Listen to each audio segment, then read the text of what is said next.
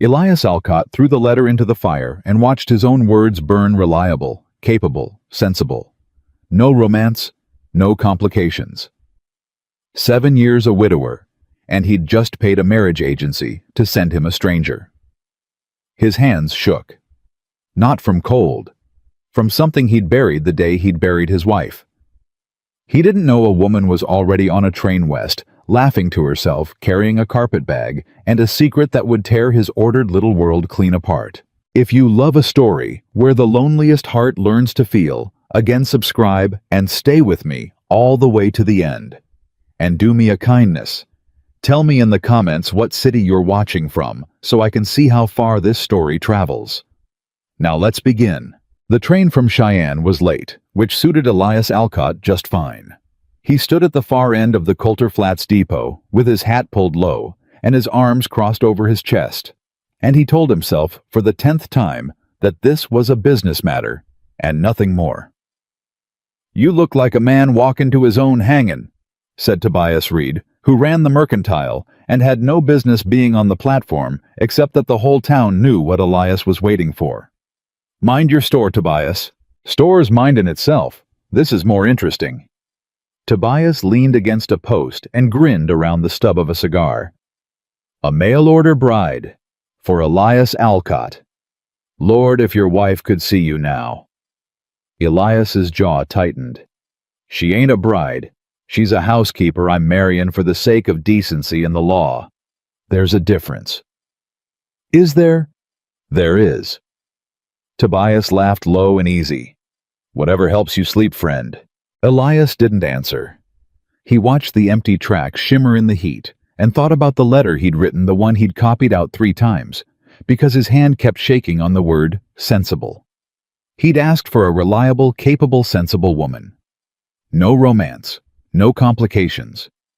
A woman who could cook and clean and keep a house running while he ran the ranch, and who would ask nothing of him in return but a roof and a name. He'd been very clear about that last part. Nothing in return. The whistle blew far off, and Elias's stomach dropped like he was 17 again. "Here she comes," Tobias said, delighted. The train pulled in slow, all steam and screech and iron groan, and the few folks on the platform craned their necks. Elias stayed where he was. He'd decided he wouldn't rush forward. He'd let her come to him. It seemed the dignified thing. The doors opened. Passengers spilled out a drummer with a sample case, 2 ranch wives back from Cheyenne, an old man with a fiddle, and then from the last car a laugh, a real laugh. Loud, warm, and completely unbothered, rolling down the platform before its owner had even fully stepped into the light. "Oh, would you look at that?" a woman's voice said to no one and everyone. "I have never in my life seen so much sky. Where do you people keep it all?" Elias froze. She came down the steps like she owned them. She was a big woman, broad-shouldered, full-figured, soft, in the way that made Tobias's grin widen and made something in Elias go tight and defensive all at once. She wore a traveling dress the color of a robin's egg, dusty at the hem, and a hat that had clearly given up trying to stay respectable somewhere around Nebraska. She had a carpet bag in one hand and a hat box in the other, and she was looking up at the sky like it had personally invited her. "Ma'am," said the drummer, tipping his hat as he passed. "Sir," she said cheerfully, and then to a sparrow that flitted down onto the platform railing, "And hello to you. You're a long way from anything, aren't you, brave little thing?" Tobias elbowed Elias. "Emotional about birds, you said. Reckon she wasn't lying in her letters." "Hush." The woman spotted them, then spotted Elias, specifically the way a compass finds north. Her eyes went over him, the dark coat, the set jaw, the way he stood like a fence post that had been planted and left. Something in her face shifted. It didn't fall. It didn't brighten either. It just arrived somewhere the way a person does when they finally see the thing they've been traveling toward and find it exactly as forbidding as they'd feared. "Elias Alcott," she said. "Not a question, ma'am." She crossed the platform. Up close she was even bigger, and her eyes were a brown so warm they looked lit from behind, and there was a smudge of soot on her cheek that she hadn't noticed, and he didn't mention.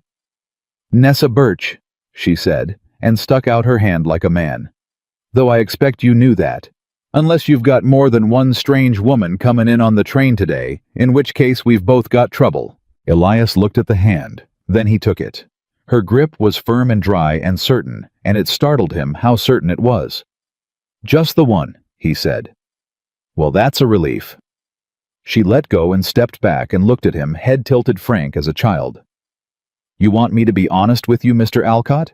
Or you want me to be polite? 'Cause I can do either, but I do 'em better one at a time."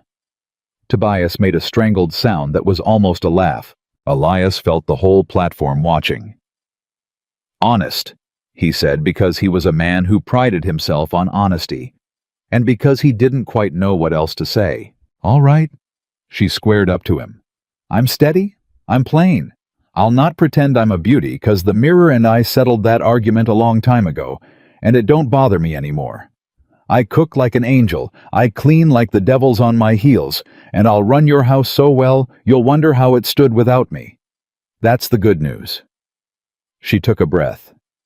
"The bad news is, I laugh too loud. I sing when I'm happy, and I'm happy pretty often, and I am shamefully emotional about birds. I cried for an hour once over a dead swallow. A grown woman, weepin' over a bird the size of my thumb." She lifted her chin. "So now you know the worst of me. That going to be a problem?" For a long moment Elias didn't answer. He'd asked for sensible, he'd asked for plain, and the agency, in its infinite wisdom, had sent him a woman who announced her flaws on a public platform like she was proud of them, who talked to sparrows, who looked at him like she could see clean through his coat to the cold thing behind his ribs. "No," he said finally. "Long as the house runs, we'll get along." Something flickered across her face, disappointment maybe, or recognition, or both. But she smiled, and the smile was real, and she said, "Then we'll get along fine. Wagons this way. Lead on, Mr. Alcott." Tobias tipped his hat as they passed. "Ma'am, welcome to Coulter Flats." "Thank you kindly," Nessa said.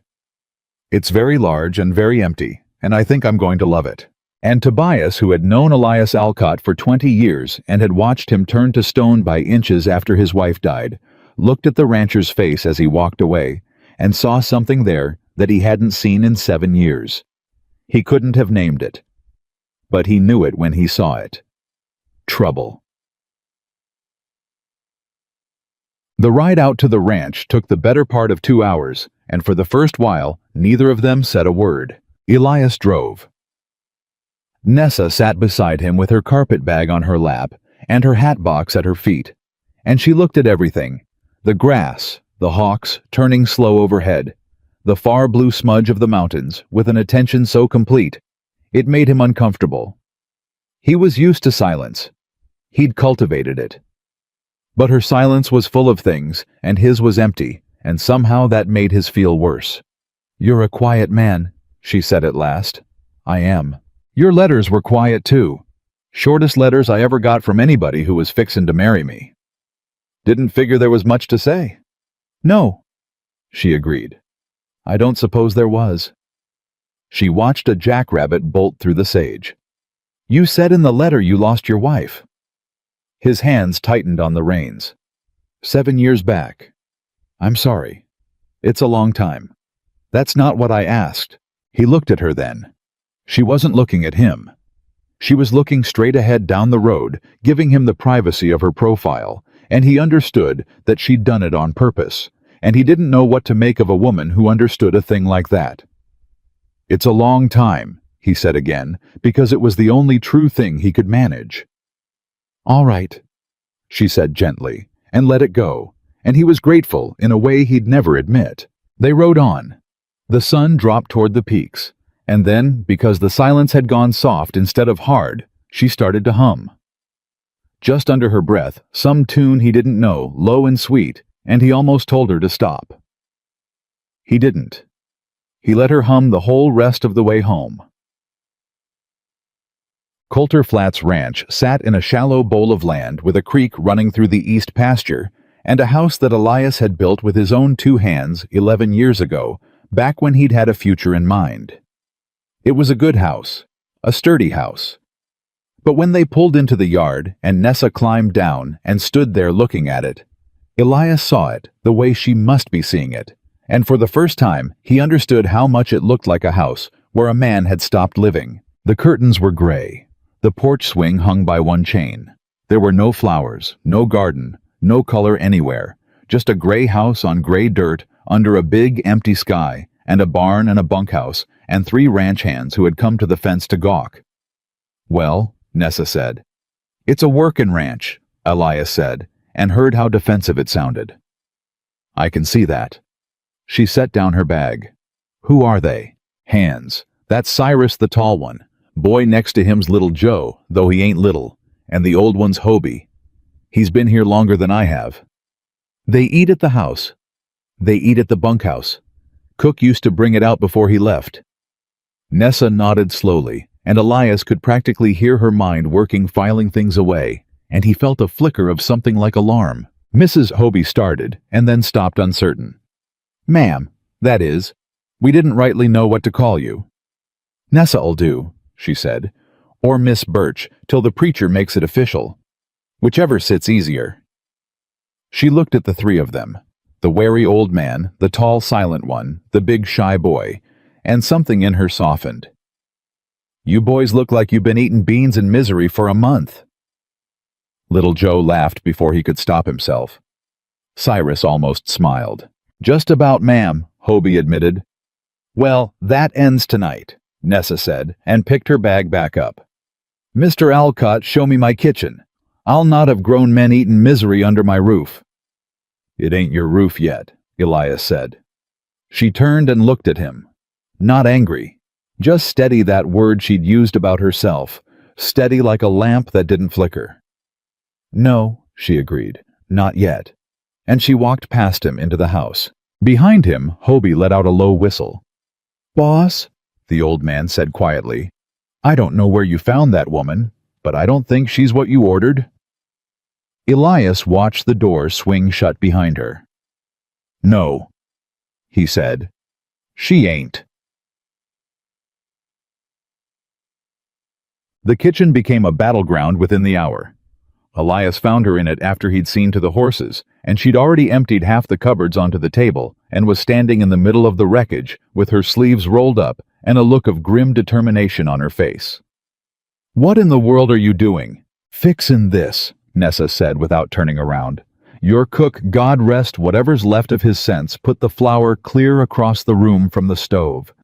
And the window's been painted shut, and the good light comes in from the east, and you've got the work table shoved against the dark wall like you want to chop your fingers off. That table's been there 11 years. Then it's been wrong for 11 years. Elias stared at her. "You've been in this house 2 hours. And in 2 hours I've learned more about it than you have in 11 because you don't see it. You just live in it." She turned and faced him, flushed and certain. "You want your supper on time and hot and good, Mr. Alcott? Then the table goes by the window where I can see what I'm doing before the sun's down. Light matters more than habit. It's my house. It is. And I say the table stays." She looked at him. And then, and this was the thing that undid him the first crack in the wall, she didn't argue. She just nodded slow and said, "All right, it's your table. But I'll tell you now, in 3 days, you'll move it yourself, and you'll tell yourself it was your idea, and I'll let you, and we'll both be happier for it." "That's mighty sure of yourself for a woman I met this morning." "I'm sure of some things," she said. "The rest I'm working on." And she went back to the cupboards humming and left him standing in his own kitchen feeling like a stranger. He moved the table 3 days later. He told himself it was his idea. She let him. The first supper she cooked, the ranch hands ate in a silence so total you could have heard a pin fall in the next county. They ate roast chicken and biscuits and green beans, cooked with bacon and a pie made from dried apples she'd found in the back of the pantry, and soaked back to life. And none of them said a word, because none of them could remember the last time food had tasted like something a person made, instead of something a person endured. Little Joe ate 4 biscuits. Cyrus went back for seconds without being asked, which Hobie later swore had never happened in the history of the world. And Elias sat at the head of his own table and watched his men eat like they'd been starving, and watched Nessa move around the kitchen refilling plates, and felt something in his chest he couldn't name and didn't want. "Ma'am," Hobie said, finally setting down his fork like it weighed 40 pounds. "I have been eating at ranches for near on 50 years, and I want you to know this is the finest meal I have ever had in my life. And I am not a man given to fancy talk." Nessa's face went pink. "It's just supper, Hobie." "No, ma'am." The old man shook his head solemn as church. "It ain't." And little Joe said, "Can we have pie tomorrow too?" And Cyrus, who had said maybe 6 words since Nessa arrived, said quietly, "Reckon I'd fight a man for that pie." And the whole table laughed. Actually laughed, the sound of it strange and loud in that gray, silent house. And Elias watched it happen and did not laugh, but felt the corners of something in him come loose. Nessa caught him watching. She raised an eyebrow, a little challenge, a little question. He looked down at his plate, but that night after the hands had gone and she'd washed up and the house had gone quiet, he stood on the porch and heard her singing through the window as she got ready for bed. Soft Private, a song she'd never have sung if she'd known he was listening, and he stood out there in the cold for a long time and did not go in. The days piled up one on the next. Nessa reshaped the ranch the way water reshapes stone. Slow, patient, without ever seeming to try. She hung new curtains, white ones that let the light in. She planted a garden in a patch of dirt by the porch that Elias had considered good for nothing, and green things came up out of it like a miracle. She learned the hands' names and their moods and their histories. She learned that little Joe couldn't read and started teaching him at the kitchen table after supper, patient and kind, never once making him feel small. She learned that Cyrus's silence was grief, a wife and child years back a fever. And she never asked him about it. But she left an extra slice of pie by his plate on the days when his eyes went far away, and he never said anything about it. And neither did she. She learned old Hobie's rheumatism acted up before rain, and she'd have a hot compress and a cup of willow bark tea ready before the first cloud showed, and he'd grumble that she fussed too much and drink every drop. The ranch hands began to laugh again. The silence at supper disappeared. The kitchen filled with singing she still tried to hide and no longer quite managed to. And every single night without fail, after the dishes were done and the house was quiet, Nessa Birch sat at the kitchen table by the light of a single lamp and wrote a letter. Elias didn't ask who they were for. It wasn't his business. But he noticed a man notices things, even a man who's trained himself not to.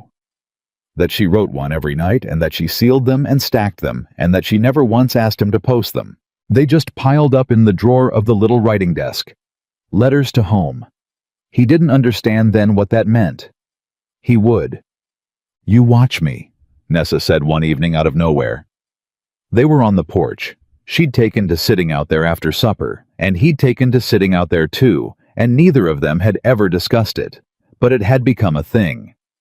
They did sat in the 2 chairs with the whole enormous night in front of them, and didn't talk much, and somehow weren't lonely. Except she'd just said that, and now he had to answer. "I don't. You do. You watch me like I'm a horse that might bolt." She wasn't angry. She sounded almost amused.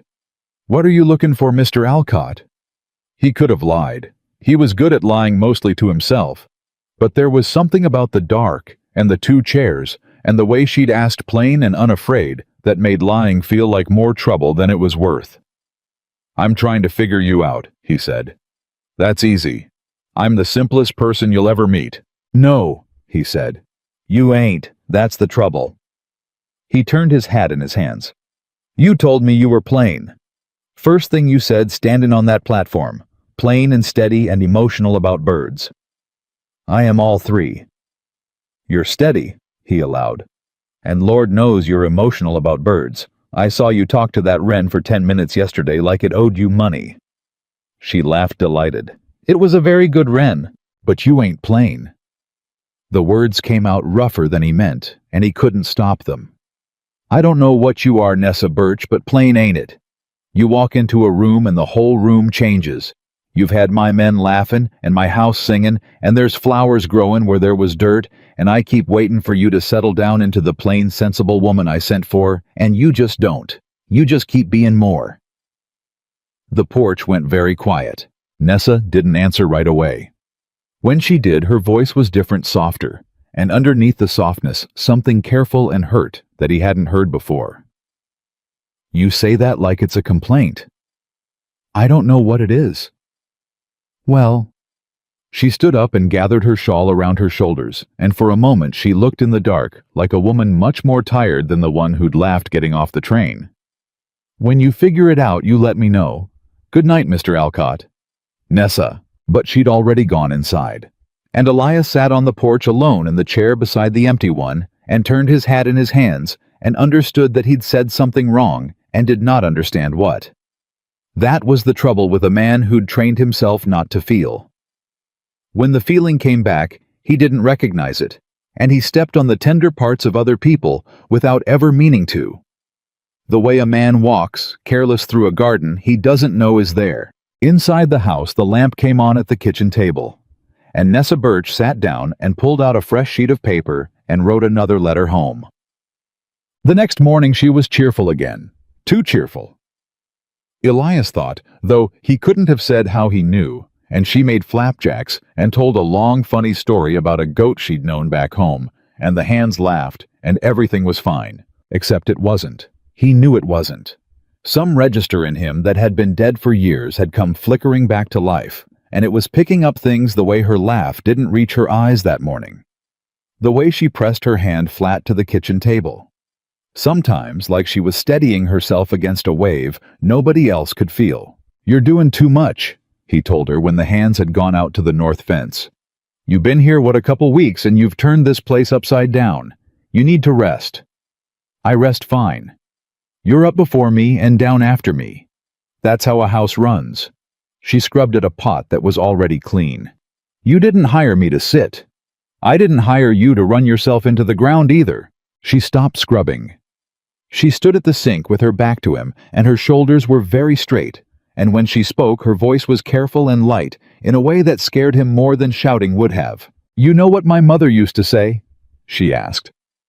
She said, Nessa, you make yourself so useful that folks can't do without you, and then they'll have to keep you, even if they don't want you. She laughed a small dry sound. She meant it kind. It was the only advice she had.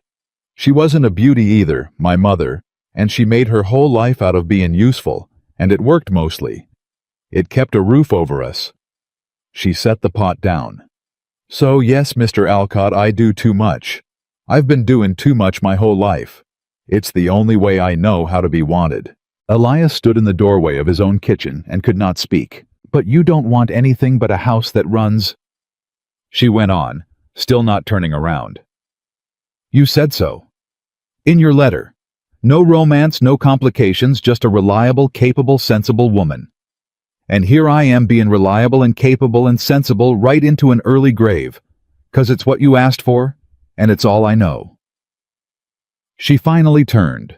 Her eyes were dry, but only just. So don't tell me I'm doing too much. Doing too much is the whole reason you kept me on. I never said. You never say anything. That's the trouble with you. But she softened even as she said it because she couldn't help it, because softening was as natural to her as breathing. I'm sorry.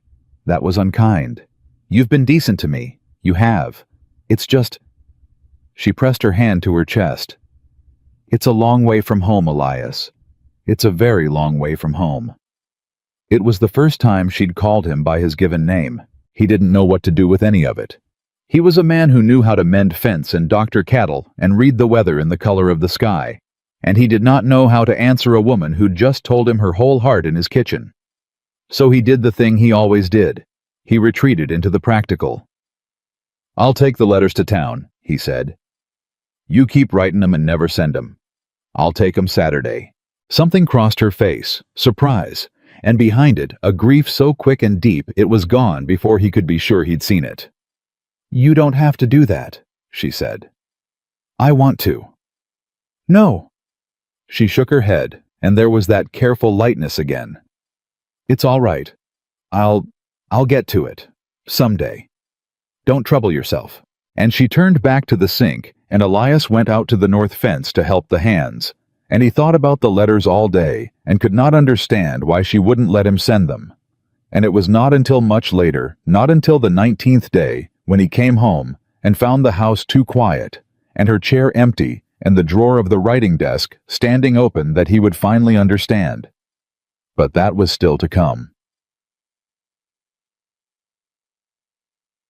There were good days too, more good than bad in truth. There was the day she found an injured hawk out by the creek, a young one with a broken wing, and she'd wrapped it in her apron and carried it home, and made a nest for it in a crate by the stove, and fed it scraps of meat off a spoon, and named it Ambrose, and talked to it in a low, steady voice for hours. And Elias had stood in the doorway and watched her, this big, warm, weeping over swallows woman, cradling a wild thing that would have torn a lesser person's hand to ribbons, and felt the last of his defenses go quiet.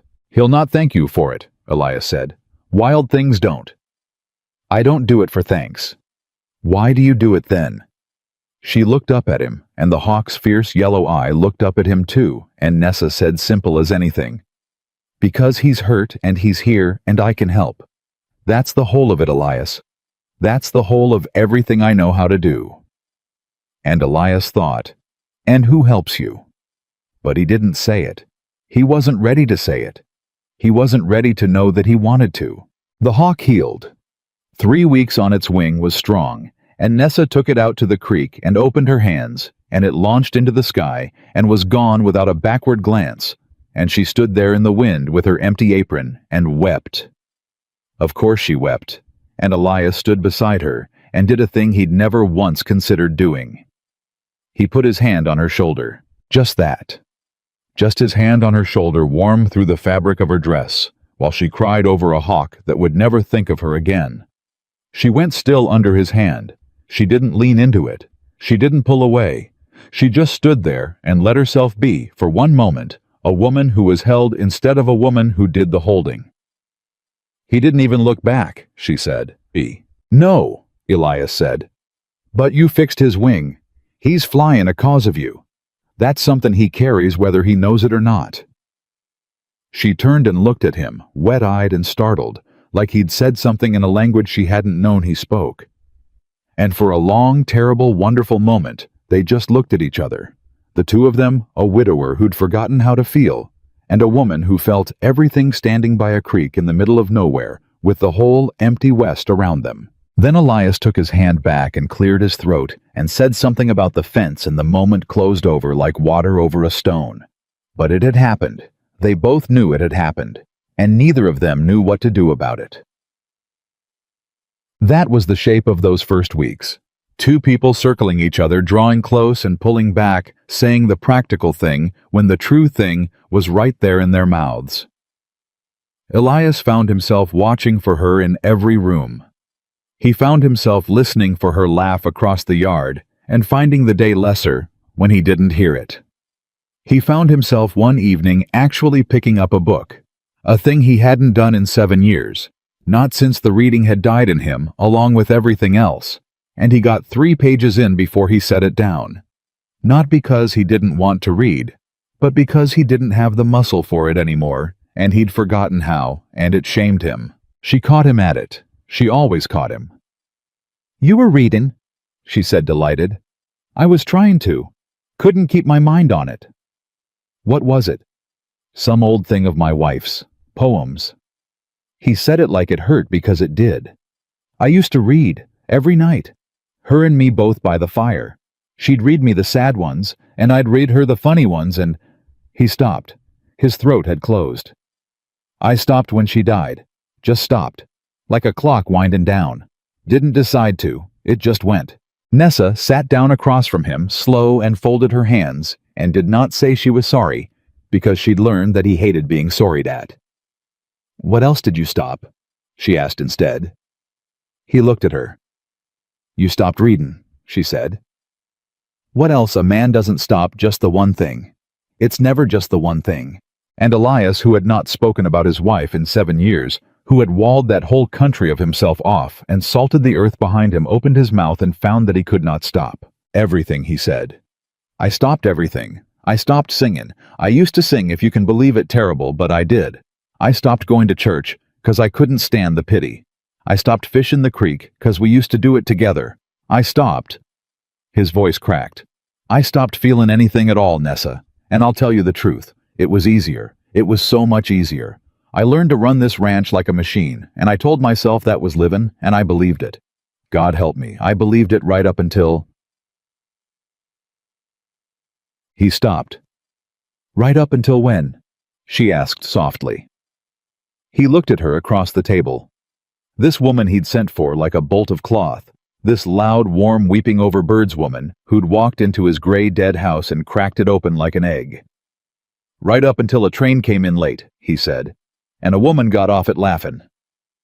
The kitchen went so quiet he could hear the lamp hiss. Nessa's eyes were very bright. Her mouth opened. And Elias, terrified of what she might say, terrified of what he had said, stood up so fast his chair scraped the floor. It's late, he said. You should sleep. Big day tomorrow. Always is. Elias. Good night, Nessa. And he fled. There was no other word for it. A grown man of 40 fleeing his own kitchen, and left her sitting there at the table with the lamp and the poems and the whole unsaid thing between them. And that night, for the first time since she'd come, Nessa Birch did not write a letter. She sat at the table a long time with a blank sheet in front of her and her pen in her hand. And she wrote nothing at all. Because the truth, she'd have had to write the truth about the man in the next room, and what he'd just said, and what it did to her, and how much it terrified her to want to stay, was too big and too dangerous to put on paper. So she folded the blank sheet and put it in the drawer with all the others, and blew out the lamp and lay awake in the dark listening to the house that was almost hers, in the life that was almost hers. Missing a home she could almost stop missing. Almost. That was the word that would break both their hearts in the days to come. Almost. The blank sheet in the drawer was still there the next morning, and Nessa pretended it wasn't, and Elias pretended he hadn't fled his own kitchen like a boy caught stealing, and the two of them moved around each other over breakfast so carefully you'd have thought the floor was made of eggshells. Coffee, she said, and set it down. Thank you. Flapjacks in a minute. No hurry. And that was all. That was the whole of it. Two people who'd cracked something open the night before, sealing it back up with weather talk and politeness, and both of them aching under it, and neither one brave enough to say so. It was Hobie of all people who nearly broke it loose. The old man came stamping into the kitchen with his hat in his hands and his rheumatism in his knees, and he took one look at the two of them. Elias hunched over his coffee like it might attack him. Nessa scrubbing a skillet that was already clean, and he said flat as a board, Lord above, what'd you two do? Nothin', they said at the exact same time. Hobie snorted. Uh-huh. He lowered himself into a chair with a groan. 50 years I've been reading Cattle and Horses and Men. And I'll tell you what I see. I see two people who said something true last night and are scared half to death of it this morning. He held out his cup. Coffee, Nessa, if you please. And quit scrubbing that pan, you'll wear clean through it. Nessa's face went scarlet. She poured his coffee without a word. That's what I thought, Hobie said, satisfied. Elias stood up so fast his chair barked against the floor. Fence needs mending on the south line. Fence'll keep, Hobie said. It won't. Boy, that fence has kept since Tuesday, and it'll keep till noon. Sit down and drink your coffee like a Christian. But Elias was already reaching for his hat, already halfway to the door, already fleeing, and Nessa watched him go with a look on her face that Hobie caught, and Elias didn't, a look of such plain wanting that the old man's chest hurt for her. The door banged shut. Nessa set down the skillet. He'll come round, ma'am, Hobie said quietly. Will he? It wasn't a question. It was a woman who'd stopped believing in coming round a long time ago. He's a good man, just a broke one. Hobie turned his cup in his gnarled hands. You didn't know him before. I did, before his Mary passed. He was the laughingest man in this whole county, Nessa. Sang in the saddle, read books, danced at every wedding for 30 miles. The old man shook his head. And then she died birthing a baby that died too, and I watched the light go out of him like somebody'd pinched a wick. 7 years. 7 years I watched him turn to stone. Nessa had gone very still. A baby, she said. Didn't tell you that part, did he? He said his wife. He never said... She sat down hard. He never said there was a baby. There's a lot he don't say. Hobie reached across and patted her hand rough and kind. But I'll tell you what I ain't seen in 7 years, ma'am, and it's what I saw this morning. I saw that man scared. And a man's got to be alive to be scared. Stone don't get scared. He pushed himself up out of the chair, wincing. You didn't turn a house around Nessa Birch. You turned a dead man back into a live one. And live men are trouble. But they're better than the other kind. He shuffled toward the door. Hobie, she said. He stopped. Thank you, she said, for telling me about the baby. The old man looked at her a long moment. I told you, 'cause you needed to know what you're up against. That grief's got a shape. Until you know the shape of it, you'll keep bumping into it in the dark. He put his hat on. You're good for him, ma'am. Whatever happens, don't let him make you forget it. And he was gone. And Nessa sat alone in the kitchen with the knowledge of a dead baby she'd never been told about and understood finally the shape of the country she'd been walking through blind. A baby. No wonder he'd asked for no romance. No wonder he'd wanted a machine to run his house instead of a woman to fill it. He hadn't just lost a wife. He'd lost a whole future twice over in a single night, and then he'd spent 7 years building a life so empty that nothing could ever be taken from it again. And here she was, loud and warm and full of birds and singing. The exact wrong medicine for a man who'd made a religion out of feeling nothing. Or the exact right one. She didn't know which. And that not knowing sat in her chest like a stone all that long day. Out on the south line, Elias mended a fence that didn't need mending and drove the posts deep and told himself it was the work that had his heart going like a hammer. Not the woman. Not what he'd said. Not the way she'd looked at him across the lamp. He was a liar and he knew it, and it didn't help. Cyrus rode out around midday to help with the wire, and the two of them worked in the kind of silence Elias was used to, the good kind, the empty kind, and for a while it steadied him. Then Cyrus, who could go a week without speaking, said the last thing on God's earth Elias expected. You going to marry her or not? Elias nearly took his own thumb off with the pliers. What? Miss Birch? Cyrus didn't look up from the wire. You sent for a bride. Preacher comes through end of the month. You going to do it or not? That ain't your business, Cyrus. No, Cyrus agreed. It ain't. He tensioned the wire slow and even. But I'll say a thing anyhow, and then I'll shut up, and you can tell me to go to the devil if you want. Elias waited jaw tight. My wife's been dead 9 years, Cyrus said. Her and my girl both. You know that. Everybody knows that. And I'll tell you what I know that nobody tells you. He finally looked up, and his eyes were steady and terrible. The dead don't need you faithful. That's a thing the livin' made up to keep from havin' to be brave. My Ellen wouldn't have wanted me to spend 9 years alone. She'd have called me a fool. And your Mary'd say the same, and you know it, and that's the real reason you can't look that woman in the eye. He went back to the wire. You ain't honorin' the dead, Elias. You're hidin' behind 'em. There's a difference. That's all I got. And true to his word, he shut up and didn't say another thing the rest of the afternoon and left Elias standing there with a fence post in his hands and the whole floor of his life dropping out from under him. You ain't honorin' the dead. You're hidin' behind 'em. He'd have given a year of his life to be able to call it a lie. He couldn't. That was the trouble. He couldn't call it a lie because it was the truest thing anybody had said to him in 7 years, and Cyrus had said it plain as a man reading a brand, and now it was in him, and he couldn't get it out. He rode home in the long gold light with his chest full of it, and he'd half made up his mind, half only half, to walk into that kitchen and say a true thing back to her for once, when he came into the yard and found little Joe waiting for him at the gate with a face like a funeral. Boss, the boy said. Boss, there's a man come. While you was out, a stranger. Come askin' after Miss Nessa." Everything in Elias went cold. What man? Didn't give a name. Older feller. Come in a hired rig from the depot. Joe swallowed. He's in the parlor with her now. Been in there near an hour. And boss... The boy's voice dropped. She's been crying. I heard it through the window. She's been crying the whole time. Elias was off his horse before he'd fully decided to be.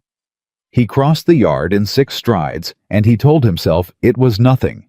A relative, a friend, and he did not believe it for 1 second. Because men did not come 1,000 miles in hired rigs to deliver good news. And because Nessa Birch did not cry easy, she wept over birds. Sure, but that was a soft grief. A happy, sad kind of crying. And little Joe had said she was crying the whole time, and that was a different thing altogether. He stopped at the door. He could hear voices inside, low, the man's and hers, and he did a thing he was not proud of. He listened. "Can't just show up," Nessa was saying, and her voice was wrecked, thick and shaking.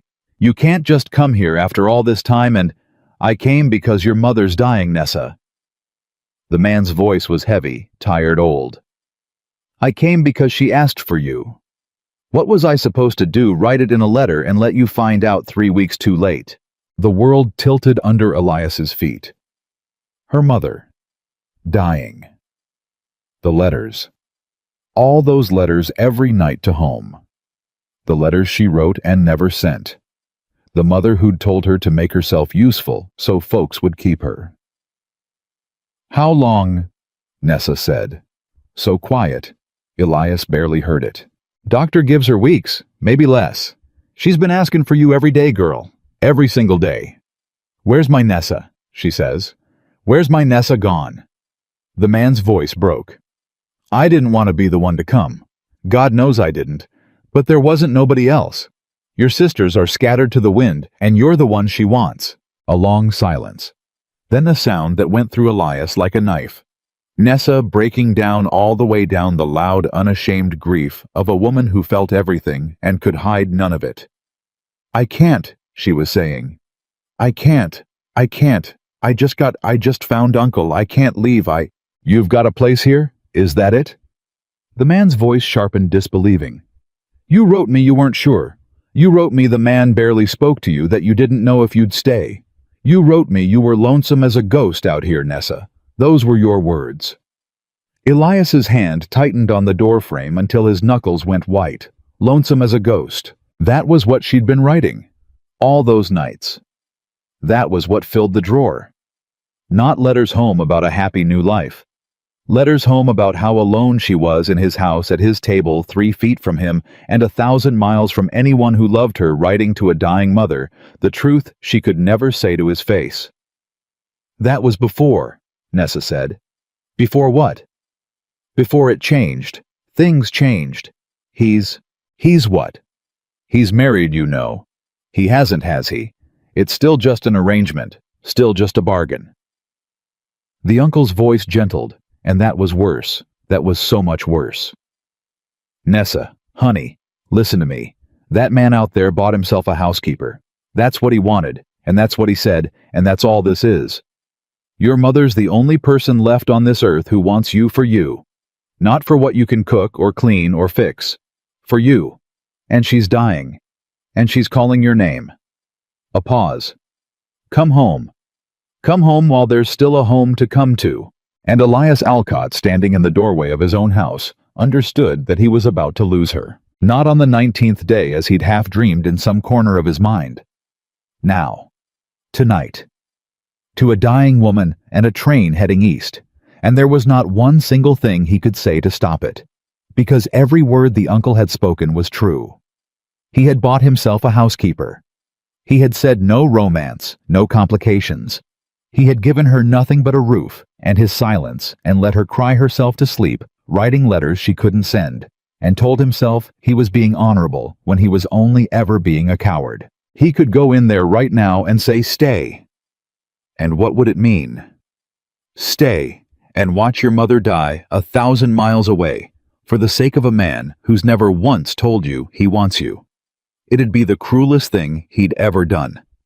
So he did the only thing his broken, honorable coward's heart could think to do. He backed away from the door, and he went to the barn, and he saddled a fresh horse in the dark, and little Joe came running after him saying, "Boss, boss, where you going?" And Elias didn't answer, because he didn't have an answer, because for the first time in 7 years, he was feeling everything, all of it all at once, and it was too much, and he ran from it the same way he'd run from the kitchen, the same way he'd been running his whole life, since the night the light went out. He rode out into the dark, and he did not know where he was going, and he stayed gone for 3 hours. When he came back, the hired rig was gone from the yard, and the light was on in the kitchen. He led the horse into the barn slow, and rubbed it down slower, putting off the moment, and when he finally couldn't put it off any longer, he crossed the yard and stood at the kitchen door and looked in through the window. Nessa sat at the table. The lamp was low. She wasn't writing a letter. She was just sitting there very still with her hands folded on the table in front of her, and her face swollen from crying. And there was a valise on the floor beside her chair. Not the carpet bag, the big one, the one you packed when you weren't coming back. And Elias understood that she'd made her decision, and that it had been made for her, and that all his running had changed nothing at all. He opened the door. She looked up. "You're back." "I'm back." "Little Joe said you rode off like the devil was after you." Her voice was flat wrung out. "I didn't know if you were coming home tonight." Home. She still called it home, even now. "My mother's dying," she said before he could speak. Plain, no softening. She'd stopped softening, he realized. That was how he knew how bad it was. "My uncle came to fetch me. There's a train Thursday. I'll need one of the boys to drive me to the depot if that's all right. I know it's an imposition. I'll pay for the Nessa. The trouble out of what you owe me, we can settle up before Nessa." He crossed the kitchen and pulled out the chair across from her and sat down, and he made himself look at her, made himself not flinch from the wreck of her face. "I'm sorry about your mother. I'm so sorry." "Thank you." Automatic. Empty. The politeness of a woman who'd cried herself hollow. And Elias, who had spent 7 years unable to say a true thing, opened his mouth to say the truest thing. He had "Don't go, stay. I want you. I've wanted you since the train came in late, and you got off at laughing." And what came out instead, because he was a coward, because the fear was bigger than the love was. "How long will you be gone?" Her face closed like a door. He heard it the second it left his mouth. "How long will you be gone?" Like she was going to town for supplies. Like this was a schedule to be managed. Like her dying mother and her breaking heart were a gap in the household to be planned around. "I don't know," she said, and her voice had gone somewhere far away. "A while. Maybe a good while." "The house'll keep," he said, digging the hole deeper, unable to stop. "And I can get by, and when you come back." "I'm not coming back, Elias." The kitchen went silent. He stared at her. "What?" "I'm not coming back." She said it gently now, and the gentleness was the worst thing of all, because it meant she'd stopped fighting, because it meant she'd already grieved this, and he was only just now catching up. "My mother's dying. When she's gone, there'll be the house to see to, and my sisters to gather, and there's a whole life back there, Elias, that I left to come out here and be a housekeeper for a man who barely speaks to me. And I thought..." Her voice cracked just once, and she pressed it flat again. "I thought maybe it could be more than that. For a while there I let myself think it. But it isn't. You told me what it was the day I got here, and I should have listened. No romance, no complications. Just a reliable, capable woman to run your house." She stood up. "Well, now the house needs a new one. I'll leave you the recipes. Nessa, that ain't..." "It's all right." She wasn't crying now. That was the thing that would haunt him. She'd stopped crying. She'd gone dry and steady and plain the way she'd called herself at the very start, and he understood now that plain was what she called herself, when she was protecting herself. Plain was the wall she built, and he'd driven her back behind it with 3 words. "You've been decent. I mean that. I'll remember it kind." She bent to pick up the valise, and Elias sat frozen in the chair and watched her do it, and every cell in his body screamed at him to stand up, to take the bag out of her hand, to say the one true thing. And he could not. He could not. Because the last time he'd let himself want something that much, it had died in a bed upstairs and taken his whole heart into the ground with it, and he was too afraid. He was just too afraid. She got the valise. She straightened. She looked at him one last time. "For what it's worth," she said. "I was happy here, some days, more than I let on." A ghost of a smile. "The birds out here are something else. You've got a whole flock of meadowlarks in the east pasture, and I don't think you've ever once heard 'em sing. You ought to sometime, before you forget how to listen altogether." And she walked out of the kitchen and up the stairs to spend her last 2 nights under his roof, and Elias sat at the table where she'd fed his men and taught little Joe his letters, and cracked his dead life open like an egg, and he put his head in his hands, and for the first time in 7 years, since the night he'd buried his wife and his son in a single small grave, Elias Alcott wept. He wept because he'd found the most alive thing he'd ever known, and he was going to let her walk onto a train Thursday morning, and he was too much of a coward to stop it. And the worst part, the very worst part, was that he understood exactly why she had to go. Her mother was dying. Of course she had to go. But she didn't have to go forever. That part was his doing. That part was the, "How long will you be gone?" The no romance, no complications. The 7 years of hiding behind a grave and calling it honor. She wasn't leaving because her mother was dying. She was leaving for good because he'd never once given her a reason to come back. He could still give her one. He had 2 days. He lifted his head. He wiped his face with the heel of his hand. And somewhere in the wreckage of his chest, something that had been dead for 7 years cracked open and drew a breath. The next morning she came down and made breakfast like nothing had happened. Flapjacks. Coffee. She fed the hands, and they ate in a silence that had teeth, because word had gone round the way word does on a ranch, and every man at that table knew she was leaving Thursday, and every man at that table blamed Elias for it, and nobody said so, and everybody's face said so anyway. Little Joe couldn't eat. He pushed his food around his plate and finally burst out, "You can't go, Miss Nessa. Who's going to teach me my letters? I'm only up to the M's." And Nessa's careful wall cracked right down the middle. She came around the table and knelt by the boy's chair and took his big, rough hands in hers. "Joe, honey, listen to me." Her voice was shaking. "You are going to finish those letters. You hear me? All 26. And then you're going to read every book in this county, because you are smart. Joe, you are so much smarter than anybody ever bothered to tell you, and I will not have you stopping at M." She squeezed his hands. "Cyrus'll help you, won't you, Cyrus?" Cyrus from across the table said gruffly, "I'll help him. There, see?" She smiled at the boy, and it broke everyone's heart because it was a real smile with real grief underneath it. "You're going to be fine. You're all going to be fine.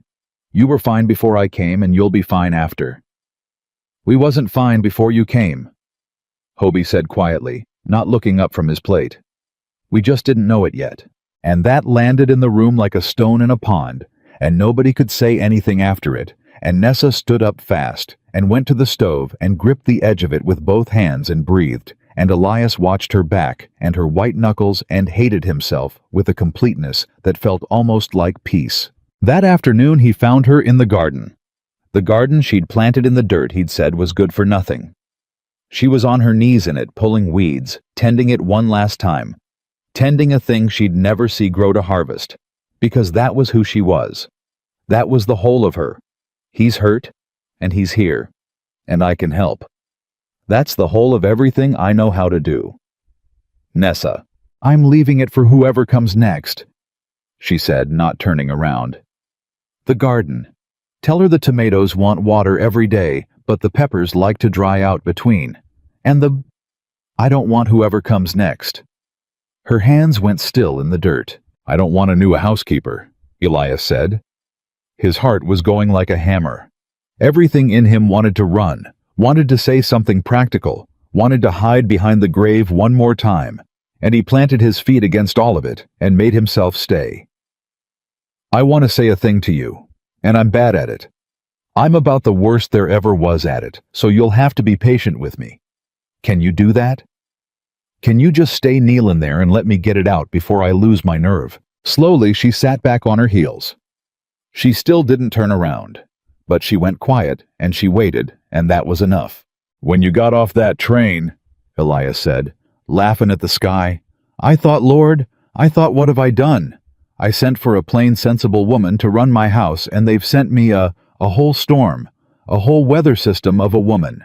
And I was scared of you from the first minute, and I told myself it was annoyance, 'cause annoyance is a thing I know how to feel, and the other thing ain't.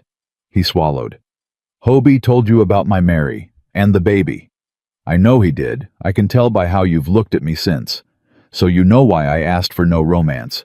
You know I wasn't looking to feel anything ever again. I'd made a whole life out of feeling nothing, and it worked. It worked. Nessa for 7 years. It worked. Until a train came in late, she said very softly. Until a train came in late. His voice broke on it. And I've spent every day since trying to shove the feeling back in the box, and I can't. The box is broke, you broke it, and I've been so busy being scared of that I forgot to tell you the one thing that matters, which is... He stopped. She turned around. She was looking at him now, kneeling in the dirt with soil on her hands and tears standing in her eyes. And she was in that moment, the most beautiful thing Elias Alcott had ever seen in his life. And he understood that he'd been calling her plain in his own head, the same way she called herself plain out loud, as a defense, as a wall, as a lie you tell to keep from wanting what you can't survive losing. Which is what? She whispered. And Elias opened his mouth to finally say it, and a horse came pounding into the yard at a dead gallop, and a voice was shouting his name, and it was one of the hands from the far pasture, hatless and white-faced, hauling his lathered horse to a stop and yelling, Boss, boss, come quick! It's Hobie, the old man's collapsed. He's down at the corral, and he ain't moving. We can't wake him, boss. You gotta come now. And the moment shattered like glass on stone. Nessa was already on her feet, already moving. The grief, the leaving the unsaid thing between them, all of it gone in an instant because someone was hurt, and someone was here, and she could help. And she picked up her skirts and ran for the corral faster than Elias would have believed a woman her size could move, shouting over her shoulder, Get my bag from the kitchen, the black one, and hot water, and every clean cloth in the house. Go, Elias, go. And Elias went. They found the old man crumpled in the dirt by the corral fence, gray-faced and gasping. One hand clawed against his chest, and Nessa dropped to her knees beside him in the dust and got his collar open and her ear to his heart in the space of a breath. Hobie, Hobie, it's Nessa, can you hear me? Squeeze my hand. She had his hand in both of hers. There. Good. That's good. You stay with me, old man, you hear? You don't get to leave me too. Not today. Not you. The old man's eyes fluttered. His lips moved. Told you. He wheezed barely a thread of sound. Told you. You was good for him. Hush. Don't talk. Save your strength. Girl. His clawed hand tightened on hers with the last of what he had. His eyes found Elias standing frozen and useless above them. Boy, you listen. You listen to me now. Every word cost him. Don't you let her... on that train. Don't you dare. You fool. Don't you dare let her... And his eyes rolled back, and his hand went slack in hers, and Nessa Birch bent over the old man's chest and started to work like her own life depended on it. And behind her, Elias Alcott stood with the whole terrible truth crashing down on him. At last that he had 2 days, and now maybe less. That death did not wait for a man to find his nerve, that everyone he loved was always slipping through his hands while he stood there frozen and afraid. And he dropped to his knees in the dirt beside her and said the only prayer he'd said in 7 years. Don't take him too, he whispered. Please, don't take another one. I'm begging you. Don't you take another one from me. And Nessa, working over the old man's heart, Her hands, sure and steady and desperate, did not look up. But she reached out one dirt-streaked hand and gripped his hard for just a second, the two of them kneeling together in the dust with a dying man between them, and then she let go and went back to work. And she said in a voice that shook but did not break, "Then help me keep him. Then help me keep him." And Elias, for the first time in 7 years, did not freeze. "Tell me what to do." "Get behind him. Lift his shoulders. Get his chest up easy, that's it." Her hands never stopped moving. "Cyrus, where's Cyrus?" "Here." Cyrus was already there, already down in the dirt with them. "Ride for the doctor in Coulter Flats. Now, fast as that horse'll go, and don't spare it. Tell him Hart. Tell him old man Hart been down 5 minutes breathing shallow. Go." Cyrus was gone before she finished the sentence, and they heard the horse tear out of the yard, and Nessa bent back over Hobie with her ear against his chest, and the whole world narrowed down to the wet rattle of an old man's breathing. "He's breathing," she said. "He's still breathing. Elias, keep his head up, keep him warm, get a blanket under him off that dirt."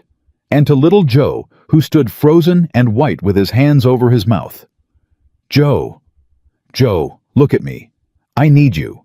You hear? I need you to run to my room and get the brown bottle off my washstand, the little brown one, and a spoon, and you run like the wind. Can you do that?"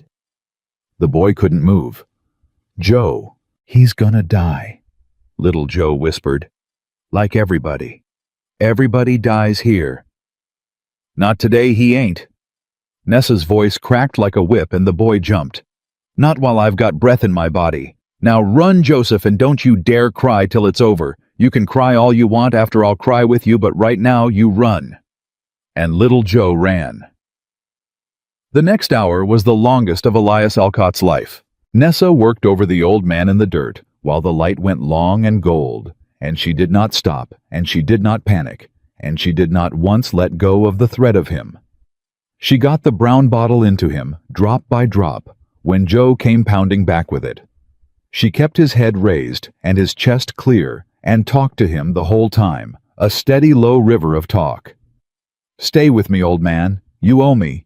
I made you willow bark tea for a month, and you never once said thank you. You don't get to leave owing me. That ain't the kind of man you are." And Elias knelt beside her, holding the old man's shoulders, and watched her do it, and understood finally and completely what he'd been about to lose. Not a housekeeper, not a cook. This. A woman who ran toward the dying instead of away. A woman who'd looked at a broke old man collapsed in the dust and refused. Flat refused to let death have him. The doctor came at a gallop, just as the sun touched the peaks, Cyrus right behind him, both horses blown and streaming.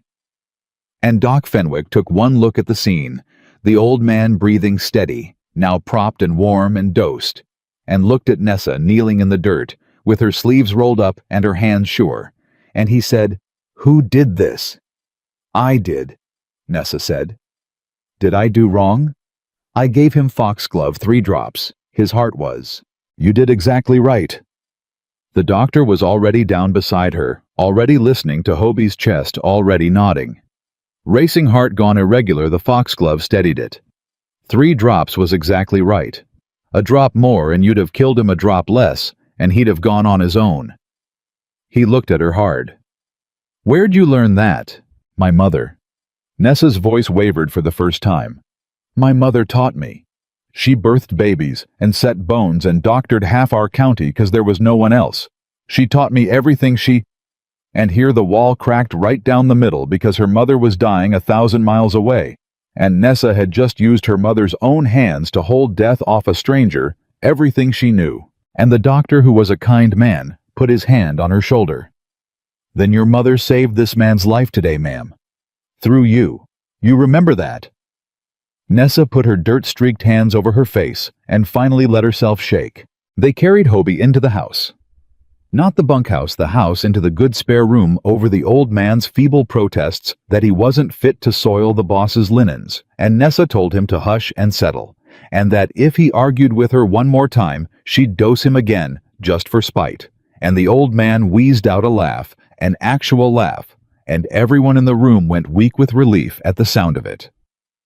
Doc Fenwick stayed 2 hours.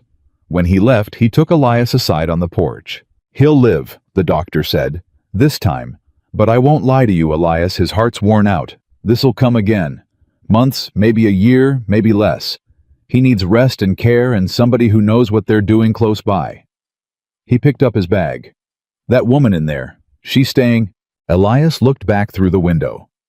Nessa was sitting by Hobie's bed holding a cup of water to the old man's lips, and little Joe was on the floor beside her, with his head against her arm, and Cyrus stood in the doorway keeping watch, and the whole broken family of that ranch was gathered in one lamplit room around the woman who'd held them together.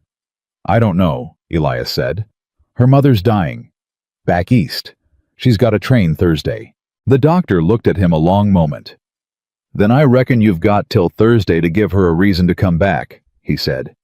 "Because a man could search his whole life and not find hands like that in a house. I've seen a lot of death, Elias, and I've seen a lot of people freeze up in front of it. She didn't freeze, not for 1 second." He put his hat on. "Whatever's keeping you from that woman, you settle it. Life's too short, and you of all men ought to know it." And he rode off into the dark and left Elias standing on the porch with those words sitting in his chest like coals.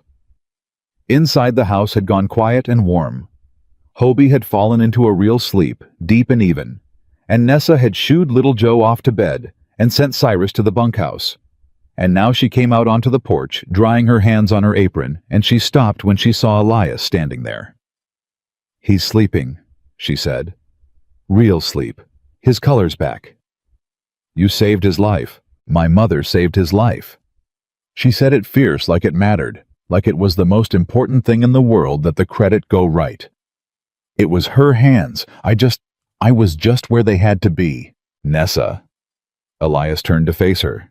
His heart was going like a hammer, but he was done running. He was so done running, he'd watched an old man nearly die in the dirt, and he was not going to let this woman get on a train without hearing the truth if it was the last brave thing he ever did.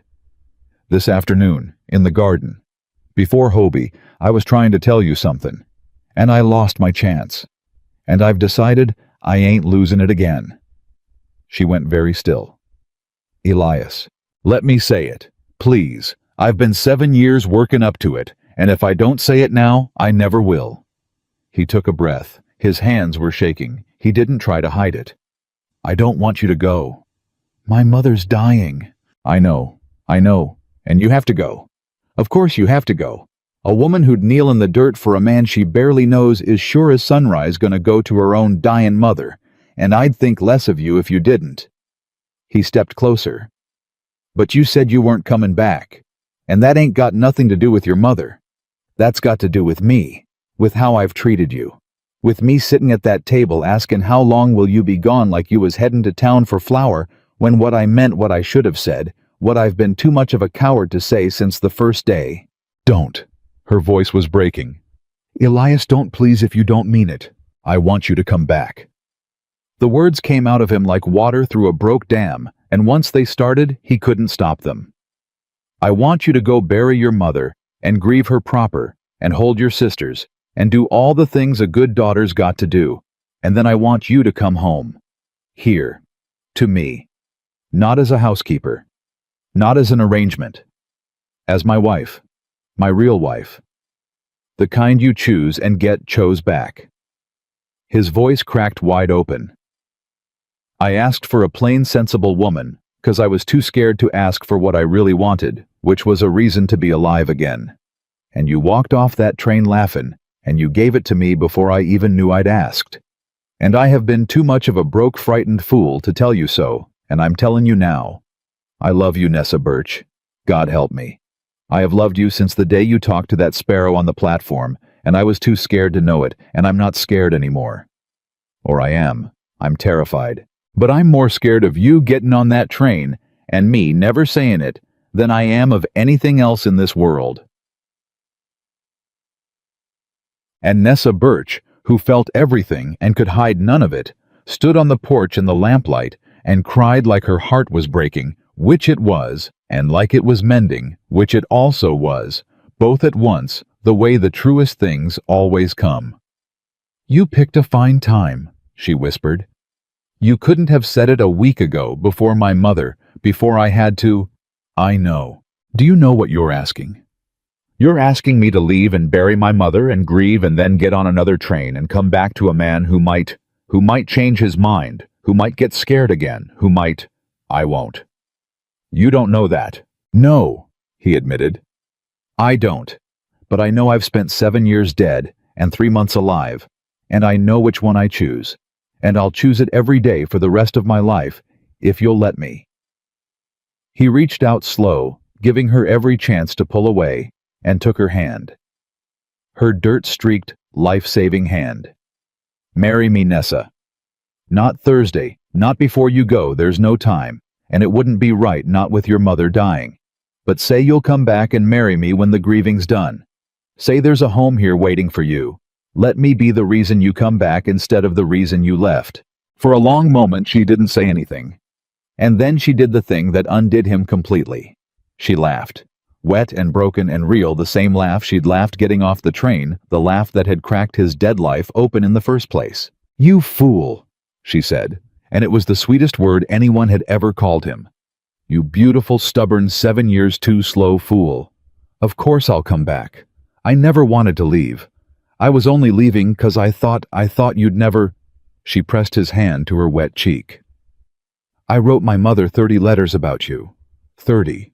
And I never sent a one, 'cause I couldn't bear to tell her I'd crossed a whole country to marry a man who wouldn't look at me." She laughed again, helpless. "And now I get to write her the last one, and tell her I get to tell her." And then she stopped laughing, because she remembered. She remembered that the letters she'd write now she'd be writing to a woman with weeks to live, that the joy blooming in her chest had a shadow standing right behind it, and the shadow's name was Too Late. "She won't get to meet you," Nessa said, and the grief came up in her all at once, wild and drowning. "She won't ever. I always thought when I married my mother would be there in the front row, crying into her handkerchief. And now she'll be gone, and she'll never know the man I—" "Nessa!" Elias pulled her in. And for the first time, the very first time, he held her fully. Both arms, her face against his chest, the way a man holds a woman he has decided never to let go of. "Then we don't wait." She went still against him. "What?" "We don't wait." His mind was moving faster than it had moved in years, the frozen thing in him gone hot and quick and alive. "You said your mother always thought she'd see you married, so let her." He pulled back enough to look at her. "The preacher, Reverend Coyle, he comes through Coulter Flats end of the month, but he don't have to.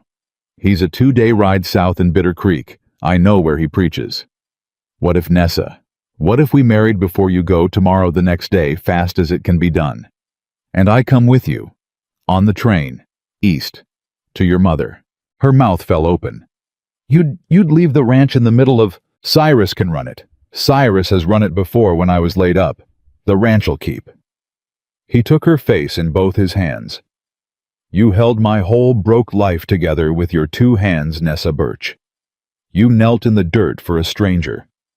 Least I can do is get on a train and let a dying woman meet the man her daughter's gonna marry. Let her see you in a wedding dress. Let her die knowing you're loved, knowing you're home. Not lonesome as a ghost, those were the words in your letters. I heard your uncle say 'em, and they about killed me, but home. Wanted. Chose." His voice broke. "Let me give her that. Let me give you that. Please." And Nessa Birch, who had spent her whole life making herself useful so that folks would keep her, who had crossed a country to be plain and sensible and small enough to fit. A lonely man's narrow ask looked up at the man who was offering to cross the whole country back with her so her dying mother could watch her be loved, and she broke all the way and threw her arms around his neck and sobbed into his shoulder, the way she'd never let herself sob in front of anyone, and Elias held her up and did not let go and did not freeze and did not run. "Yes," she said into his neck. "Yes, yes. Take me home. Both our homes. Take me home, Elias." They were married 2 days later. Not in a church. There wasn't time. Cyrus rode south through the night and half the next day and came back with Reverend Coyle in his rig, the old preacher grumbling about the pace, right up until Cyrus told him why. And then he grumbled no more, just set his jaw and said, "Drive on, son, drive on. I've married folks in a hurry before, but never for a better reason." They married in the ranch yard in the gold of a late afternoon, with Hobie propped up in a chair on the porch, because he flat refused to miss it, wrapped in 3 blankets, and looking 100 years old, and grinning like a boy. Little Joe stood up as best man, because Elias asked him to, and the boy cried so hard through the whole thing, he could barely hold the ring. Cyrus gave the bride away, walking her across the yard with his hat in his hand, and his face as soft as anyone had ever seen it. And when the preacher asked who gives this woman, Cyrus said in a voice thick as syrup, "Her mother would if she could, so I'll do it in her stead and stand for every soul that loves her." And Nessa lost herself completely, and the whole yard lost itself with her. She wore a dress the ranch hands had cobbled together from what could be found Hobie's late wife's lace veil dug out of a trunk in the bunkhouse where the old man had kept it 30 years, a length of pale blue silk Doc Fenwick's wife had donated when word got round. Wildflowers little Joe had picked from the east pasture, the meadowlark pasture, the one Nessa had told Elias about the night she was leaving. And when the preacher said the words, and Elias took her hand and slid the ring on, he leaned in close, so only she could hear, and he said, "Listen." "To what?" "The meadowlarks. You told me I never heard 'em. I've been listening for 3 days now, ever since you said it." He smiled, and it was the smile Hobie remembered from before the laughingest man in the county. "They're out there right now, singing their fool heads off. You were right. You're right about everything. And I aim to spend the rest of my life listening to what you tell me." And Nessa Birch turned her face up to the sky and heard them, the meadowlarks, singing in the pasture, the way they'd sung all along, the way he'd never heard until she taught him how. And she laughed and cried at the same time. And the preacher pronounced them man and wife. And Elias Alcott kissed his bride in the ranch yard, while an old man wept on the porch and a boy sobbed into his sleeve, and the whole wild singing West spread out around them. That night they packed. They would leave in the morning for the depot and take the train east all the way to the creek and the kitchen, and the mother Nessa had crossed a country to leave and was now crossing it back to hold one last time. Nessa moved through the house folding things into the big valise, and there was grief in it. There would always be grief in it now. This strange marriage born in the shadow of a deathbed.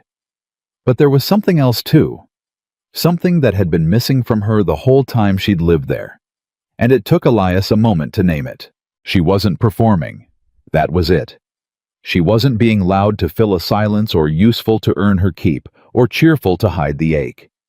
She was just moving through the house. She'd made her own packing to go home, so she could come home again, and she was for the first time since she'd stepped off that train entirely herself. Elias. She'd stopped by the little writing desk. The drawer was open. The letters were in her hands, the whole stack of them, months of them, every unsent letter to a mother. She couldn't tell the truth. "What do I do with these?" He came and stood beside her. "You wrote all these to her, every night, and never sent a one 'cause every one of 'em said the same thing underneath. I'm lonesome, Mama. I made a mistake. I crossed the whole country and the man won't look at me, and I don't know how to come home." Her voice wavered. "I couldn't send her that. She'd have worried herself sick. She'd have blamed herself for teaching me to make myself so useful. I'd end up useful to a man who didn't want me for anything else." Elias took the stack of letters gently from her hands. "Then we don't send these," he said. "We bring 'em, and we read 'em to her. All of 'em. But you're going to add one more sentence to the end of each in your own hand before you read it out loud." He pressed them back into her palms. "And that sentence is, 'But it turned out all right, Mama. It turned out better than all right. He loves me. I'm home." Nessa looked down at the letters. Months of loneliness. Months of a hurt she'd never spoken. And she understood what he was giving her away to make even the grief into something she could carry away, to turn 30 letters of "I'm lonesome" into 30 letters that ended in "I'm loved." "She'll cry," Nessa whispered. "Good tears this time. She'll cry so hard." "Let her." Elias put his arm around his wife. She raised a woman who'd kneel in the dirt for a dying stranger. She earned every good tear there is. Let's go give 'em to her." They stood there a long moment. The two of them. The letters between them. The meadowlarks quiet now in the dark pasture, and the house settled warm around them, and old Hobie snoring down the hall. Alive, alive because of her mother's hands and her mother's teaching passed down through a plain, steady, weeping-over-birds woman who had turned out to be the most alive thing Elias Alcott had ever known. And Nessa laughed once, soft and wet, and pressed her face against her husband's shoulder. "You know the worst part," she said. "My uncle told you, standin' in that parlor. He said you bought yourself a housekeeper, and my mother was the only person left on this earth who wanted me for me." She looked up at him.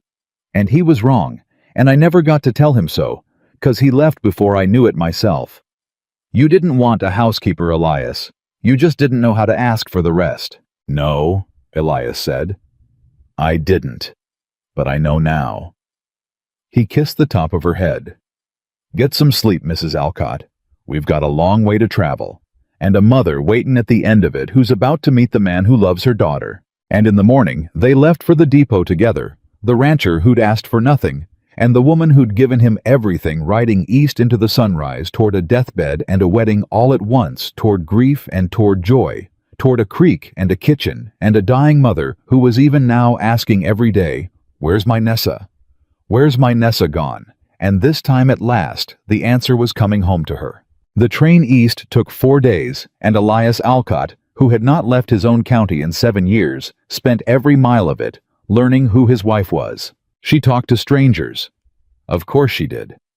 By the second day, she knew the names of half the car, the widow with 3 children heading to St. Louis, the young soldier going home, the drummer who'd tried to sell her a hairbrush and ended up telling her about his sick daughter instead. She held babies so tired mothers could sleep. She shared out the food she'd packed until it was gone, and then bought more at the depot stops and shared that out too.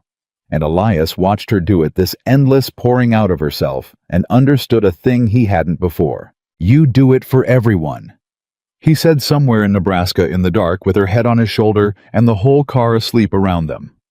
"Do what bull. Give. You give to everyone. The soldier, the widow, the babies. You gave to my whole ranch before you knew a one of us." He turned it over. "And nobody gives back. I've been watching, 4 days. All these people take what you pour out and not a one of 'em thinks to fill you up again." She was quiet a moment. "That's the deal," she said finally. "You give so folks'll keep you. My mother's arithmetic. You make yourself needed, and then you're safe." A small, dry laugh. "It works. It kept me fed my whole life. But it don't fill you up. You're right about that. It's a leaky bucket. You pour and pour, and you're always empty at the bottom. That ain't gonna be the deal no more." "No, no." Elias took her hand in the dark. "From here on, when you pour out, I fill back up. That's my job now. That's the whole of my job. You take care of everybody in the world, and I take care of you, deal." And Nessa Birch, who had been the one holding everyone up her whole life, who had never once in 40 years had a single soul offer to hold her, turned her face into her husband's shoulder in the dark of a train car, rattling east, and cried without a sound, and he felt it soak through his shirt. And he did not say a word, just held her and let her be, for once, the one who was carried, one who was. They reached the town late on the 4th day, a green, wet, close-grown country, all creeks and hollows and trees, pressing in so different from the wide, dry west that Elias felt the strangeness of it in his chest. This was where she was from. This was the creek she'd missed, the green she'd grieved for in his gray house under his big empty sky. He looked around at it and understood for the first time the size of what she'd given up to come to him. Her uncle met them at the depot. The old man's face when he saw Nessa step down off the train crumpled with relief, and then he saw Elias step down behind her, and his relief curdled into confusion, and then into something harder. "You came," he said to Nessa, and then to Elias, flat. "Why's he here?" "Uncle Amos." Nessa took his hands. "How is she?" "Is she alive?" "Barely. She's been holding on for you, girl. I don't know how, but she has. She's been saying your name in her sleep." His eyes went back to Elias, suspicious, protective. You didn't answer me. Why'd the rancher come? You said in your letters, He's my husband, Uncle. The old man went still. We married 4 days ago, before we left. Nessa's chin came up, and there was something in her Elias had never seen, not the performing cheer, not the making useful, but a plain, fierce pride. He crossed the whole country with me, so Mama could meet him, so she could see me married before she... Her voice caught. He did that for me. For her. So don't you look at him like that, Uncle Amos. Don't you dare. This is the man who loves me. The one you said didn't exist. And Amos Birch looked at the tall, silent rancher standing there with his hat in his hands, and Elias looked back, and did not flinch, and did not explain himself. Just held the old man's eyes, and let him look his fill.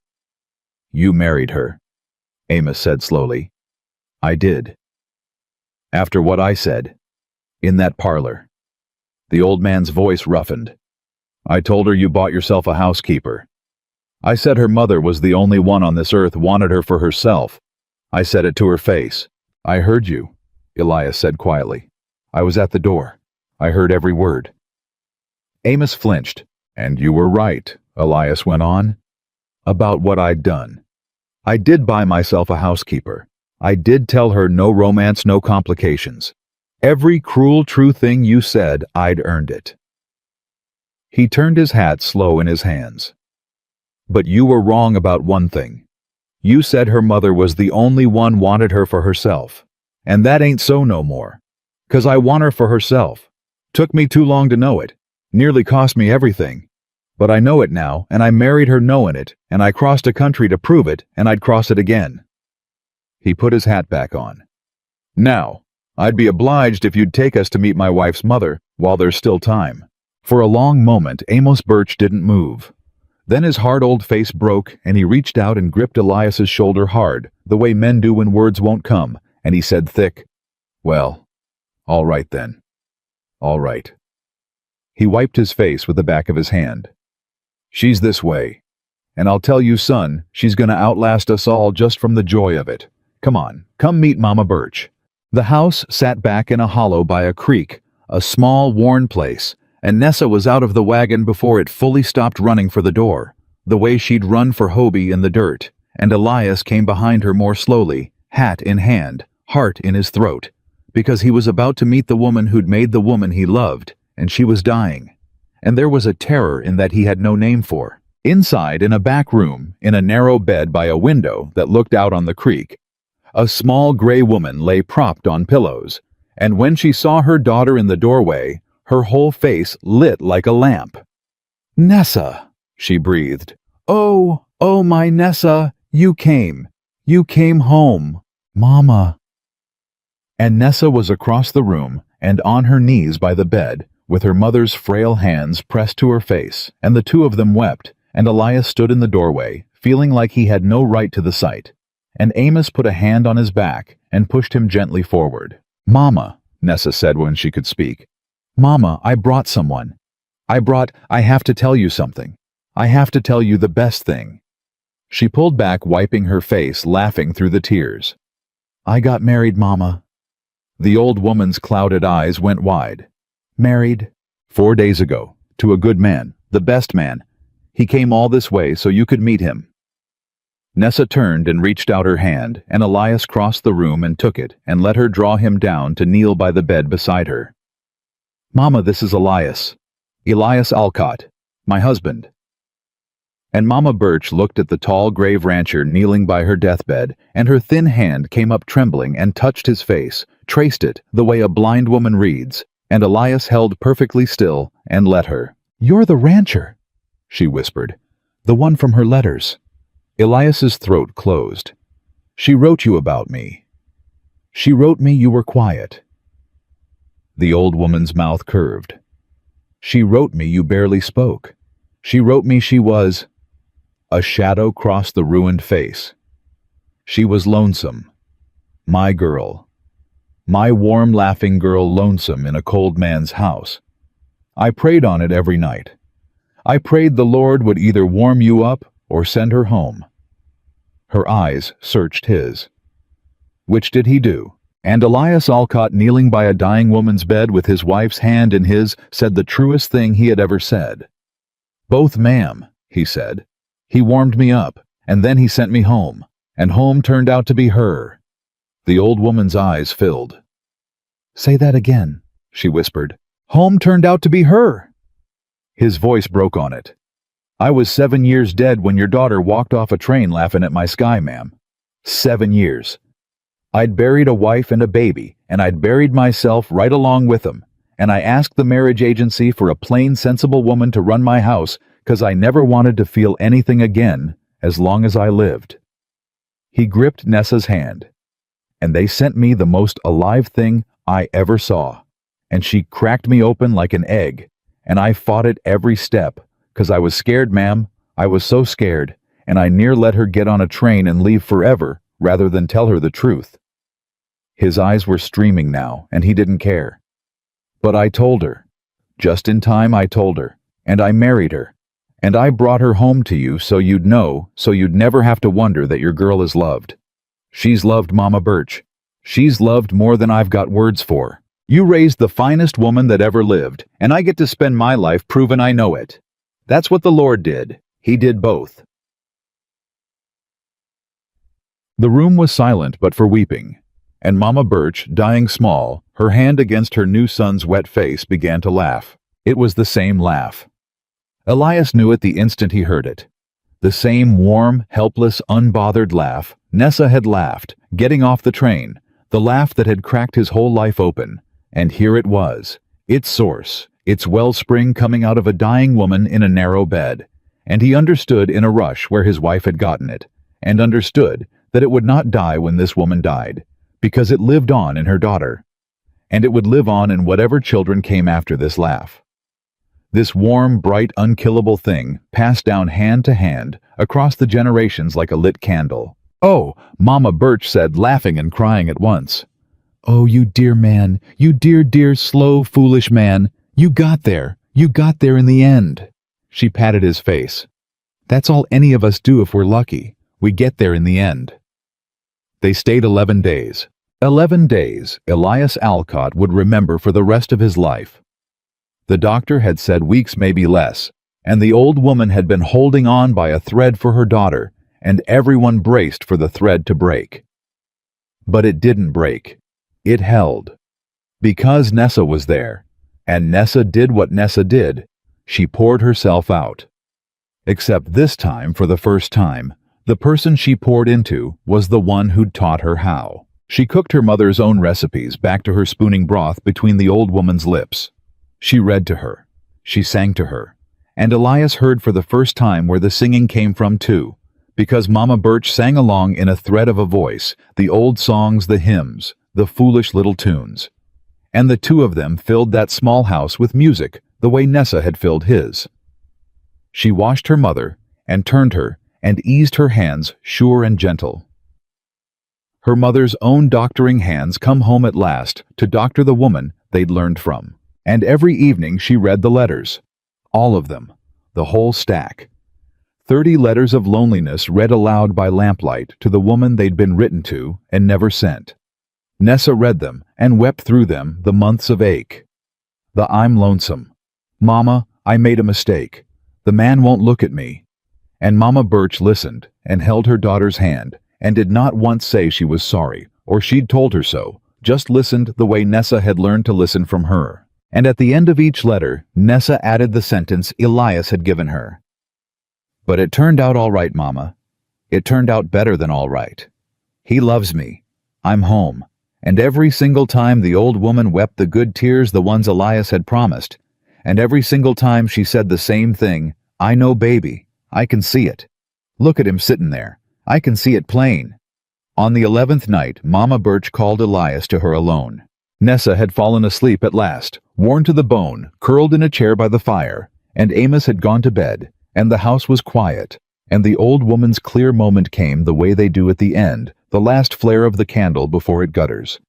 She took Elias's big rough hand in both her small cold ones, and looked at him with eyes gone suddenly sharp and knowing. "Sit," she said. "I ain't got long, and there's a thing I have to say, and I'll only get to say it once." Elias sat. "My Nessa," the old woman said. "She's gonna spend her whole life taking care of everybody but herself. You know that. You've seen it." Her grip tightened. "I taught her that. God forgive me, I taught her. I told her, make yourself useful, make yourself needed. That's how a plain girl gets kept. I meant it kind.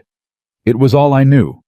But it was poison, and I fed it to her, and she's been dying of it slow her whole life, pouring herself out, and never letting a soul pour back, 'cause somewhere down deep she believes she ain't worth pouring into. That she's only worth what she does." The old woman's eyes bored into his. "You understand what I'm telling you?" "I understand," Elias said. "I told her on the train, I told her when she pours out I'd fill her back up, that it was my job now." "Then you understand more than most." Mama Birch's face eased just slightly. "But hear me good. She won't let you. Not easy. She'll fight it. She'll make herself so busy taking care of you that you can't get a hand in edgewise. She'll perform for you the cheer, the singin', the makin' do, 'cause performing feels safer to her than just being loved for nothing. You'll have to fight her for it. Every day. You'll have to catch her when she's tired and not let her hide it. You'll have to say, 'Stop, sit down, let me,' and you'll have to mean it over and over for years till she finally believes down in her bones that you'd keep her even if she never cooked another meal, or sang another note, or was one bit of use to a living soul." The old woman's voice cracked. "Can you do that? Can you love her for nothing, for no reason but that she's her, 'cause that's the one thing she's never had? Her whole life, not from me. I loved her for how good she was, even me. Can you love her for nothing at all?" And Elias Alcott, who had buried a wife and a son and himself, who had asked for a housekeeper, and been sent a whole weather system of a woman who had traveled 1,000 miles to kneel at this bedside, looked the dying woman in the eyes and said, "I already do." Mama Birch searched his face for a long, long moment, and then she let out a breath that seemed to take something with it, some last held-in thing, some weight she'd carried, and she sank back into the pillows, and she smiled. "Then I can go," she whispered. "Then it's all right. Then I did right by her in the end, even if I did wrong by her all the way along, 'cause I found her a man who'll love her for nothing." Her eyes drifted to her sleeping daughter by the fire. "Look at her, my warm girl, my laughing girl." Her voice was fading now, going soft, going far. "She was born laughing, did she tell you? Came into this world laughing when she should have been crying. Midwife had never seen the like. Said this one's gonna be trouble. Said this one's too full of life to fit in an ordinary world." The old woman's eyes closed. She was right. She never did fit. Too much. Always too much, my Nessa. Everywhere she went, too big, too loud, too warm, too much. A smile ghosted her lips. "And you're the first soul ever looked at all that too much and said more. Give me more. Don't shrink. Don't fit. Just be."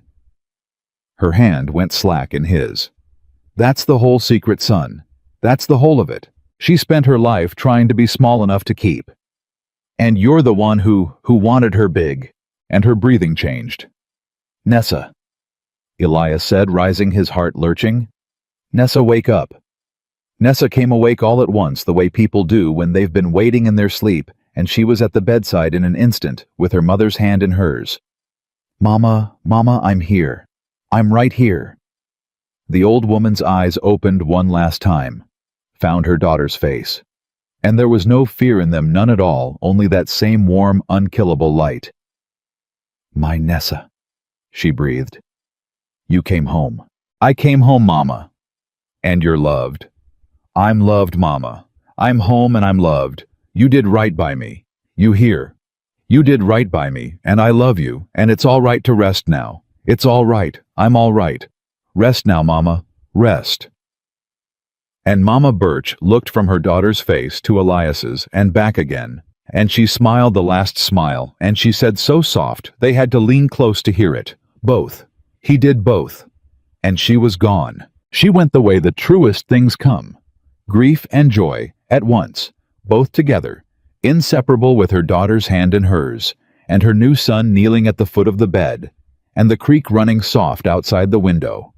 she'd looked at all her dying days. She went loved, and knowing her daughter was loved. And that was all she'd held on for all those weeks, all those whispered, "Where's my Nessa?" She'd held on to see her girl safe, and she'd seen it, and she let go. Nessa did not perform her grief. That was how Elias knew how deep it went. She did not make herself useful. She did not busy herself. She simply lay her head down on her mother's still chest and wept the raw, unhidden weeping of a woman who felt everything.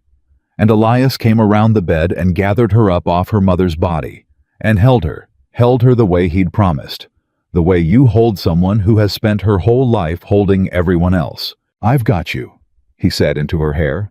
"I've got you. You don't have to be strong. You don't have to be useful. You don't have to be one single thing right now, but sad, and I've got you, and I ain't letting go. Pour it out, all of it. I'll fill you back up. That's my job. Remember, that's my whole job now. Pour it out, Nessa. I've got you." And she poured it out. She wept for the mother she'd lost, and the years she'd spent lonesome, and the poison she'd been fed with love, and the smallness she'd folded herself into her whole life. She wept in her husband's arms in that small house by the creek, while the fire burned low, and he held her through every wave of it, and did not once tell her to hush, did not once flinch from the size of her grief, did not run the man who'd run from his own kitchen, from his own feelings, from 7 years of life, did not run now. He stayed. He held. He filled her back up, and somewhere in the depth of the night spent, hollowed out, emptied all the way down. Nessa Birch, Nessa Alcott, lifted her ruined face from her husband's chest and looked at him and said the thing her mother had spent a whole life and a whole death trying to teach her. "You'd keep me," she whispered. "Wouldn't you? Even if I wasn't any use to you at all. Even if I never cooked or cleaned or fixed one thing, you'd keep me anyway. Just for nothing. Just for me." And Elias Alcott looked at his wife, emptied, exhausted, not performing, not useful, not one bit of use to anyone in that moment, just a grieving woman in his arms, and he had never in his life wanted to keep anything so much. "Just for you," he said. "For nothing. For no reason on this earth but that you're you, and I love you, and I'd walk into the ground beside you before I'd let you go." He pressed his lips to her forehead. "Your mother made me promise, right at the end. She made me promise I'd love you for nothing. And I told her the truth. I told her I already did." Nessa went very still. "She made you promise that—" "Those were near her last words to me, alone while you slept. She said you'd spent your whole life trying to be small enough to keep." His voice thickened. "And she said I was the first one ever looked at all your too much and asked for more." And Nessa Birch put her face back against her husband's chest in that house of grief by that creek she'd missed so long, and she did the impossible thing, the thing her mother had died hoping she'd learn to do. She let herself be held for nothing. She didn't get up to make coffee. She didn't busy her hands. She didn't perform 1 ounce of strength. She just lay there in the arms of a man who'd love her whether she was useful or not, and let him hold her, and let herself be kept, not for what she did, but for who she was, for the very first time in her whole long life. Outside the creek ran on in the dark, and somewhere far to the west, on a ranch under a big empty sky, an old man's healing heart beat steady in the night, and a boy dreamed of finishing his letters, and the meadowlark slept in the east pasture waiting to sing again, when the woman who'd taught the rancher how to hear them came home. But that was still ahead of them. For now there was a burying to be done, and a mother to be laid in the green ground by her creek, and a grief to be lived all the way through. And Nessa would live it through the way she'd taught everyone around her to live everything through fully, without hiding feeling all of it. And this time, for the first time, she would not live it alone. They buried Mama Birch in the green ground by her creek, and Nessa stood at the graveside and did not perform 1 ounce of it. She let herself be seen, wrecked and hollowed and small, and Elias stood beside her with his arm around her, and did not once let go, and the whole little town watched the plain warm rancher's wife bury her mother, and every soul there understood, without being told that she was loved. They stayed a week after the burying to help Amos set the house to rights and to gather the scattered sisters who came in one by one off the trains and to divide what little there was. And Nessa moved through all of it with a quiet Elias had never seen in her. Not the performing cheer, not the busy hands, just a woman who had lost her mother and was letting herself have lost her. On the last night, Amos took Elias out to the porch. "I owe you an apology, son," the old man said, "for what I said in that parlor, for how I looked at you at the depot. You don't owe me a thing. You were protecting her. I'd have done the same. I was wrong about you. You weren't. Not then. Then you had me dead to rights." Elias looked out at the dark creek. "I was a man who bought himself a housekeeper. You saw true. It's just I changed. She changed me. That's the only difference between the man you cussed in that parlor and the one standing here." Amos was quiet a moment. "Her mother loved you," he said finally. "Those last days. Loved you like her own. She told me the day before she passed, she said, 'Amos, I can die easy now. I found my Nessa somebody who'll keep her for nothing.'" His voice roughened. 20 years that woman worried over that girl. Worried she'd end up alone. Worried she'd give herself away to folks who'd take and never keep her. And she died easy 'cause of you. He gripped Elias's shoulder hard the way he had at the depot. "So don't you make a liar of her here. Don't you ever make her mother a liar. You keep that girl, for nothing. Till you're both in the ground." "Till we're both in the ground," Elias said. "I swear it on your sister's grave." And Amos nodded satisfied and wiped his face, and the two men stood on the porch a while in the kind of silence that isn't empty at all. The journey home took 4 days, same as the journey out, but it was a different 4 days. Nessa was quiet. She grieved openly in waves, and Elias let her, and filled her back up. And when the grief ebbed, and she'd start to reach for someone else to tend a tired mother, a fussing baby, a lonesome stranger, he'd catch her hand gentle and say, "Not this trip. This trip you rest." And she'd fight it a little out of habit, and then she'd let herself be still. She was learning. Slow and against 40 years of grain, but learning. Learning to be kept for nothing. They came back to Coulter Flats on a bright cold morning, and the whole ranch was waiting at the depot. Hobie first. Hobie on his feet, color in his cheeks, alive, propped on a cane, but standing. And when Nessa came down off the train, he opened his arms, and she went into them, and the old man held her and said gruff into her hair, "You saved my worthless old life, and then you went and buried your mama. Girl, there ain't a thing in this world you can't carry, is there?" And Nessa laughed and cried at once and said, "I didn't carry it alone this time, Hobie. That's the difference." And the old man looked over her shoulder at Elias and gave a single slow nod, man to man, and Elias understood he'd passed some test he hadn't known he was taking. Then little Joe, who'd grown it seemed a foot in 3 weeks, barreling forward shouting, "Miss Nessa, Mrs. Alcott, I'm up to the T's. Cyrus helped me every night. I can near read the whole Bible. I read Hobie, the whole story of Ruth off the page, my own self." And Nessa dropped to her knees right there on the platform and pulled the boy into her arms and wept over his shorn head, and little Joe, who'd sworn he was too old to be babied, hugged her back with all his strength and didn't care who saw. And Cyrus last hanging back the way he did hat in his hands. He didn't say much. He never did. He just stepped forward when Nessa reached for him and let her embrace him stiff and shy. And then he said low, so only she and Elias could hear, "Ranch ran fine, but it weren't the same. Wasn't any singing in it." He looked at Elias. "Glad you're home. Both of you. Place needs its heart back. Its heart." That was what Cyrus called her, the silent, grieving man who'd told Elias the dead don't need you faithful. He called her the ranch's heart, and nobody argued because it was true. They rode out to the ranch in the wagon, all of them piled in together, and Nessa looked at the gray house coming up out of the bowl of land, the house she'd first seen, and thought looked like a place a man had stopped living, except it wasn't gray anymore. White curtains in the windows. Flowers gone leggy but still blooming in the garden she'd planted in the dirt, he'd said was good for nothing. Smoke from the chimney. A home. "You kept the garden watered," she said to Cyrus. "Every day," he said. "Little Joe and me. You said the tomatoes wanted it every day. A pause. Peppers we let dry out between, like you said.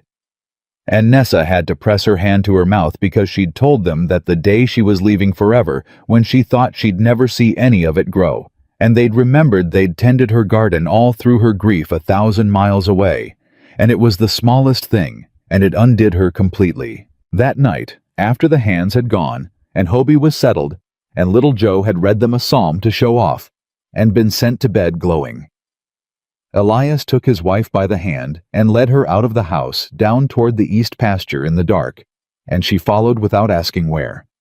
He brought her to the creek she'd missed. Not her mother's creek, that one was 1,000 miles east in the green ground where her mother slept.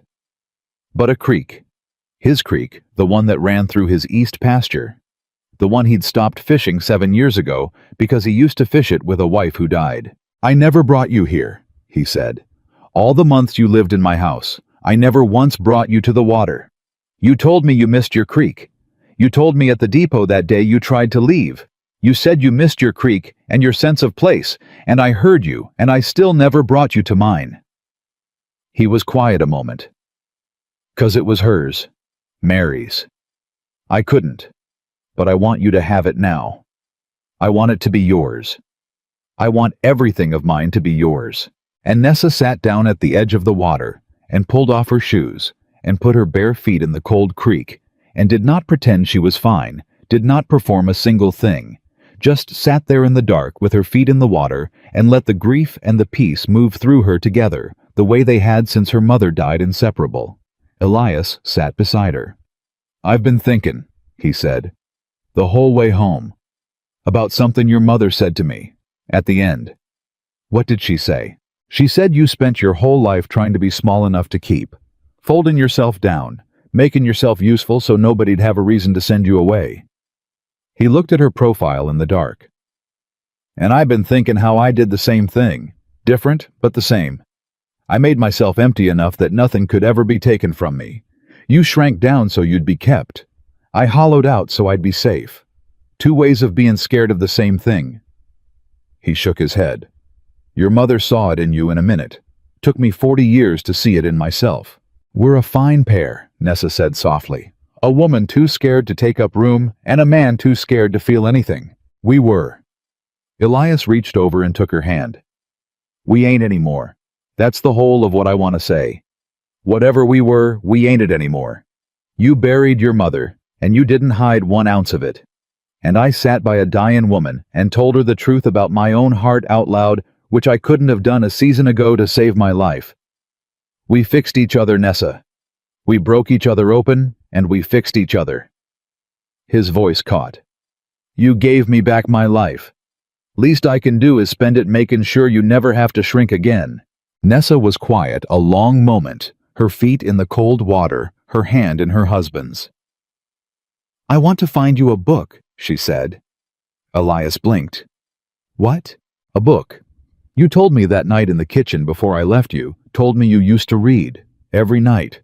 You and Mary by the fire, and you stopped when she died. Stopped readin', stopped singin', stopped everything." She turned to look at him. "You gave me back my mother's last days. You gave me a place to put my grief. You gave me a creek to put my feet in. And all I've got to give back, it isn't much, but I want to give you back your reading. I'm going to find you a book. And I'm going to read you the sad ones, and you're going to read me the funny ones the way you did with her, except it won't be to keep her ghost warm, it'll be to keep us warm. Is that all right? Would that be all right? To read together, to make it ours instead of hers?" And Elias Alcott, the rancher who'd forgotten how who'd tried to read 3 pages of a dead woman's poems and set them down in shame, looked at his living wife by the living creek, and felt the last frozen thing in him break loose and float away downstream. "That'd be all right," he said thick. "That'd be more than all right. I'd like that more than near anything." They sat by the water a long while after that and did not talk much and were not lonely. That night Nessa did not announce it. She never announced anything. Any more she'd stopped needing to prove her usefulness, stopped needing the credit, stopped performing her care. She just did the quiet thing and let it be found. Elias came in late from settling the horses, and there on the kitchen table beside his cold cup of coffee sat a small book. No note, no explanation, just a book waiting the way care waits when it doesn't need to be seen. She'd found it in the bottom of a trunk, one of Mary's. He saw one of his first wife's old volumes poems, but she'd tucked a scrap of paper in it as a marker, and on the scrap in her plain warm hand, she'd written, "The sad ones are marked. You read me the funny ones. Start whenever you're ready. There's no hurry. There's the rest of our lives." And Elias Alcott sat down at the table where she'd fed his men, and taught little Joe his letters, and doctored old Hobie back from death, and he picked up the book, and he opened it, and for the first time in 7 years he read. He read slow. His mind wandered, and he pulled it back. It was like a muscle gone soft from not being used, and it ached, and he did it anyway. And when Nessa came down in her nightclothes to see what was keeping him, she found her husband bent over a book in the lamplight, reading his lips, moving faint over the words, and she stopped in the doorway and did not interrupt. She just watched him. The most alive thing she'd ever done, she thought, was walk off that train laughing, when every sensible bone in her body had said, "This is a mistake. This cold, quiet man will never want you. Turn around and go home." She'd laughed instead. She'd laughed at his sky and talked to his sparrow and flat refused to shrink down into the plain, small, useful thing he'd ordered. And it had cracked him open. Her too much had been exactly enough. It had been the medicine. The one thing in the world that could have brought a dead man back. Her mother had been right. Too much to fit an ordinary world. And Elias Alcott had looked at all that too much and said more. "You're readin'," she said softly. He looked up, and he smiled the smile Hobie remembered the laughingest man in the county come home at last to his own face. "I'm readin'," he said. "This one's a sad one, though. You marked it. Come sit, and I'll know. You read me this one, and I'll find us a funny one for after." And Nessa came and sat and took the book and read him the sad one in her warm, low voice, and he listened, and when she finished, he took the book back and turned the pages, till he found something foolish, something light, and he read it to her, stumbling and slow, and she laughed, the real laugh, the train platform laugh, her mother's laugh. The unkillable one, and the sound of it filled the gray house, that wasn't gray anymore, and old Hobie, hearing it through the wall, smiled in his sleep. The preacher came again weeks later, Reverend Coyle making his regular round through Coulter Flats, and he stopped by the ranch to see how the hurried marriage he'd performed had fared. He found the two of them on the porch in the evening, in the two chairs that had somehow become one chair's worth of togetherness, Elias reading aloud, and Nessa mending, and neither of them lonely, and he stood at the bottom of the steps a moment before they noticed him. "Well," he said, "I've married a great many couples in my time, and I'll tell you, I've learned to spot the ones that took." He smiled. "This one took." "Reverend." Elias rose. "Didn't hear you ride up. Sit. Nessa is their coffee. Stay put." Nessa was already up, and then she caught herself, caught the old reflex of leaping to serve, and she looked at Elias, and the two of them shared a small private smile, because they both knew what she'd almost done, and she sat back down. "There's coffee on the stove, Reverend. You know where the cups are, you've been here before, and I'm tired and I'm going to sit with my husband. You're family enough to pour your own." And Reverend Coyle laughed delighted, because he'd been in 100 ranch houses and never once been told to pour his own coffee by a woman, and he understood it for exactly what it was. Not rudeness, but the deepest kind of welcome, the kind where you're family enough not to be served. Now that, he said, is a healthy marriage, woman who'll make a preacher pour his own coffee.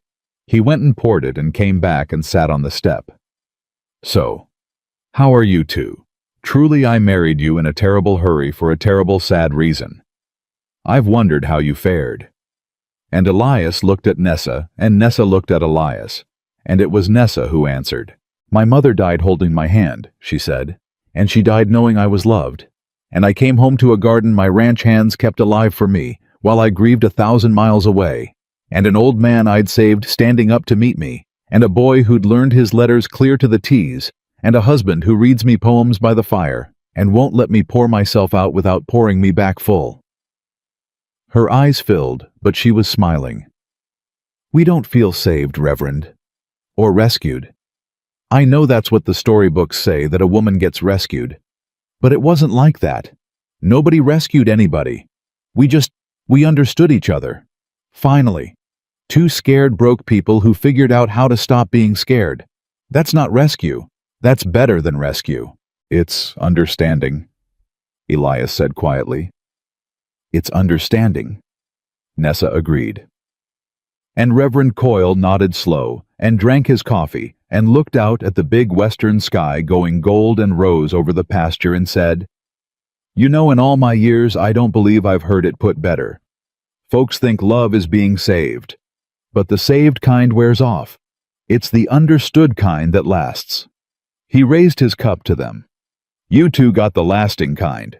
I'd stake my collar on it." He left before dark with his coffee drunk and his blessing given, and the two of them watched him ride off, and then they sat in the gold light a while longer. "You hear 'em?" Elias said. Nessa tilted her head, and she did. The meadowlarks in the east pasture singing their fool heads off the way they had all along. The way he'd never heard until she taught him how. "I hear 'em," she said.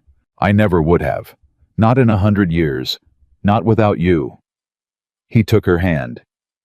"You know what you were that day you got off the train. You keep calling yourself plain.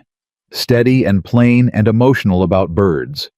You said it standing on the platform like a warning, like you were telling me the worst of you up front, so I couldn't say I wasn't warned." He shook his head slow. "But it was never the worst of you. It was the best. Steady, you held this whole broke place together with your two hands. And emotional about birds, Lord Nessa, you taught a dead man to hear the meadowlarks. There's not a thing plain about you. There never was. Plain was just the name you gave yourself so nobody could take anything from you. Same as I made myself empty.